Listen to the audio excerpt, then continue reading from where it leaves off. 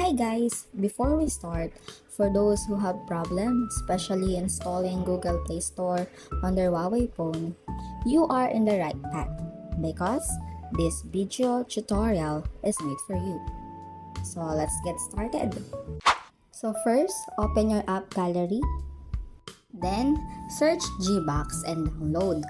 Once the download is complete, click open.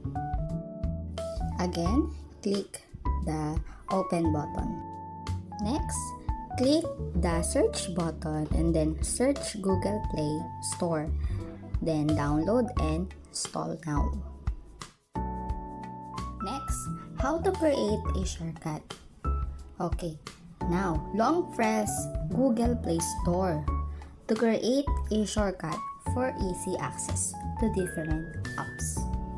Tada! You have now your Google Play Store outside from your GBOX. It is an easy way to access of your Play Store. Just a quick reminder guys, in each of every apps that you're going to download, it's up to you guys if you want to create a shortcut or you're going to open your GBOX app to open a specific apps. That's all guys. Thank you for watching.